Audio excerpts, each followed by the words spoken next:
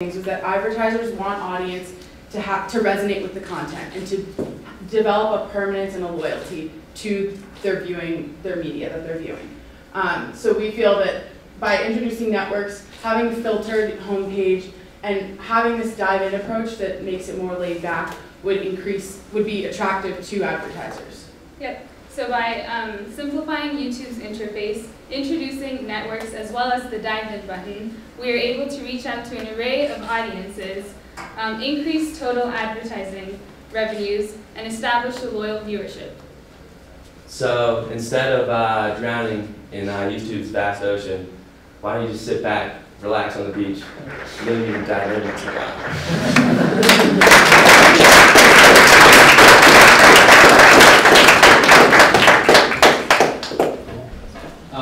Okay, so I want to jump into the network idea a little bit because you have a similar concept right now with the higher level categories. Am I understanding correctly that you are identifying categories that aren't sort of curated by YouTube? You're sort of extending that list? Yeah, we wanted to kind of diversify it, so instead of just, I think we have 5 now? More than that? There's 16. I think, yeah, okay, 16, but I saw the 5. Yeah. But I think like being able to diversify that would just specialize the viewing experience. And also repositioning it so that people actually know where to find these channels. Like our poll showed, 70% of people didn't use networks, and I think like around 15 or 20% said that they had no idea what channels were in the first place. So making that more prominent on the YouTube page also. And again, coming off the Stumble Upon approach, Stumble Upon has, if you guys ever been on there, the interests goes like on and on. They can do like something as much as like rock climbing or like spelunking. They can do that, and like the networks gives the opportunity to basically extend the amount of channels, I guess, what you guys call it now. Yep. And also, we were speaking to Dan Houghton, who's a film and media expert and a visiting lecturer at Middlebury College, and he said everyone despises ads. He despises ads. No one wants to sit there and watch an ad. No one's gonna if there's a way to go around it, he'd obviously prefer that to having to sit through an ad. But he would much rather have ads that relate to his professional interests as an animator, rather than these random algorithmic ads that he's currently experiencing whenever he logs into YouTube. And he also mentioned that he doesn't believe in subscribing to a website like YouTube because of its nature as a homegrown sort of movement that people have built. Because they do it as a paid subscription. Yeah. Just generally. Yep. Victoria?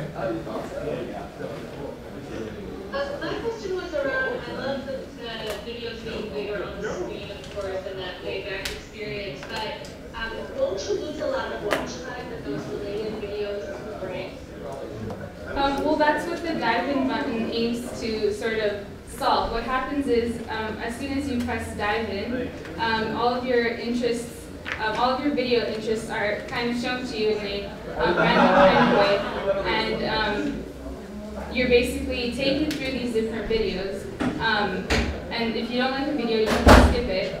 And in fact, it will probably increase user watch time because, as James mentioned earlier, with this model has been very successful with Stumble Upon's platform, where the average user was spending twice the amount of time on Stumble Upon as opposed to Facebook or TV sitcoms. So we believe that this will actually increase video viewing time as opposed to decrease video viewing. And I think the replacement for that recommended video list would be that next button, which is giving you another video in your interests, but you don't have to go search for it or write any keywords, so it's less active. And I think it's just that's sort of hard. And yeah, with the related videos, right now currently, I like to use YouTube a lot, and the related videos on the side, I still don't really know what I'm going to get when I hit it. It's kind of just like oh, this kind of looks cool. I'm going to click on it and hopefully it's good. And I guess this is just a system to basically bring those videos automatically to the user, so they can simply just sit back and enjoy the content. Great, thank you guys. Before I ask time for one more group. So sorry to the last two groups, but I'll still be here, and we'll definitely share notes. So don't fear. But yeah, why don't you guys jump in, and then Victoria, you can hop off maybe after the questions and Anthony on the last ones.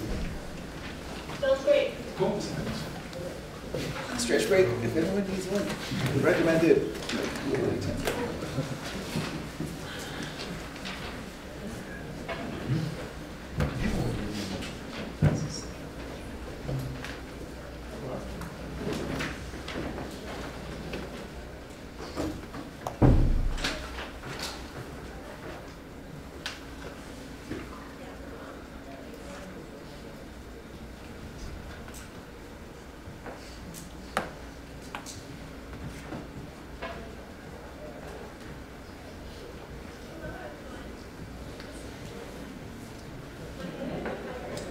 Good morning, everybody. Thank you for being here with us. My name is Madeline Hall. This is Ojaswi Pandy, Jules Ball, and Charlie Opender. We're here today to tell you about our renovation for YouTube. The two main areas of our focus are simplifying the home page and introducing live streaming videos. As you can see, navigating through the current YouTube home page is not very user-friendly. Many users find it difficult to see everything on the cluttered home page. Currently, there's a search tab and the sign-in button on the top, a list of categories on the side, and a bunch of video suggestions running through the entire page. So, noting these problems, we wanted to focus on simplifying the YouTube homepage so that it will be more user-friendly and will be more accessible both on the browser and also in the mobile devices. Our other area of focus is the introduction of live stream videos, and it will be done in such a way that the viewing experience will be more engaging and more exciting for the viewers, and it will be broadcasted live on a scheduled basis. In addition to that, we wanted to come up with features that might fix the problem of how the suggested videos appeared on our logged-in account. So, we focused on introducing the revised account feature, which is named as the user profile within the account. Our goal is to preserve the things that made YouTube popular and important in the digital age, while also addressing the site's weaker elements, specifically its cluttered homepage and the lack of immediacy experienced by the viewer. Something that is noticed when pulling up a YouTube window is the amount of content that the user is exposed to. While this information showcases YouTube's variety to the user, it is also distracting and hard to process, especially upon his or her arrival to the site. Our layout for YouTube's homepage would reinforce its connection to Google by adopting a similar layout to Google's search bar, renowned as one of the simplest yet most popular pages on the internet. A significant portion of the space on YouTube's new page would be blank, and the window would only have three major components. The search bar is probably the most important part of YouTube's composition because of its promise of nearly unlimited video content just a few key touches away, and would therefore be kept. Dominating the field of YouTube's new homepage would be a traditional video window. However, the idea behind this decision is something that is sort of a new idea that we've sort of put into play for YouTube. Forming partnerships with associations such as Major League Lacrosse, YouTube would bring live content to its website.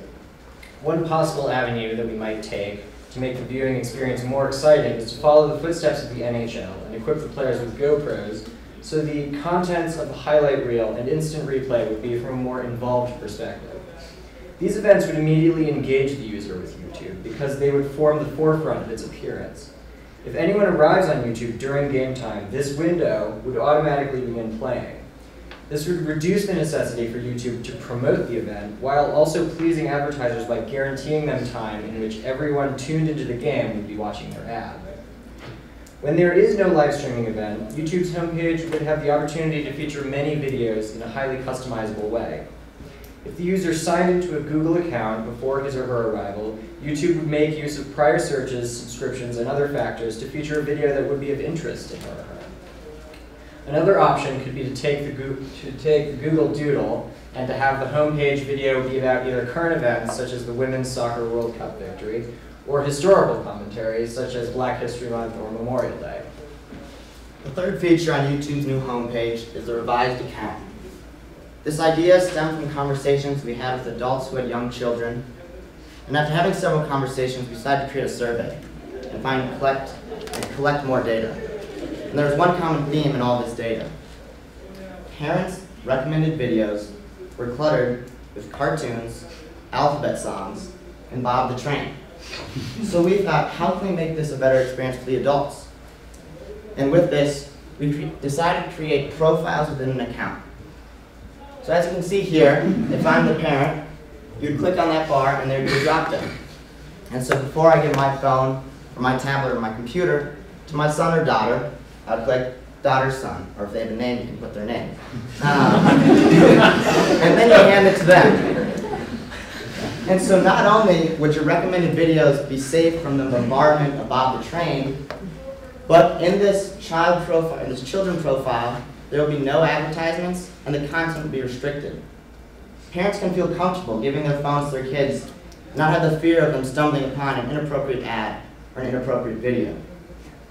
And once the child's done using the phone or the tablet, they can hand it right back and the parent can click on their face or their name and type in a simple password. That way the kid can't accidentally get back onto your profile. And for you, you don't have to sign out and sign back in. And then off of this idea, we came up with a student profile. I bet many of us in this room have used YouTube to watch an educational video, whether it's for a class project, class assignment, or a cram for a test. I often used it last year for physics. I was terrible. So the night before a test, I would look up Physics 101. F equals ma, what is gravity? And it would be great, and I'd learn a lot, and I'd do all right on the test the next day, but then the next night when I would lie down, go to watch YouTube, watch some highlights or Jimmy Fallon. All my recommended videos would be Newton's Law, physics, physics, physics. And it would get a little annoying.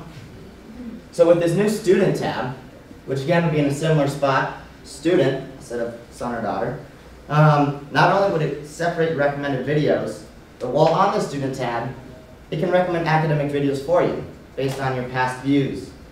Another feature is that the content in the student tab will be slightly restricted. Not as restricted for a little kid, but so instead of watching a force video, and then watching Shaquille O'Neal because he has a lot of force, and then watching Kobe Bryant, and then the Los Angeles Lakers highlights, and then your second physics video, you wouldn't be able to do that. It would keep you focused on your task, so you could just work on schoolwork. Another feature is parents could create this for their teenage students. If you have a child who's a visual learner or an interactive learner, but you're worried that if you let them go on YouTube to watch videos, they'll spend most of the time just searching the web, this feature will allow kids to stay focused during their time they're trying to study. We believe these two revisions to the account settings will not only make YouTube more user-specific, but it'll make the overall experience a little bit better. In conclusion, our team agrees that if by implementing a simpler homepage, making a connection with Major League Lacrosse, and adding user profiles within an account would be great additions to the website.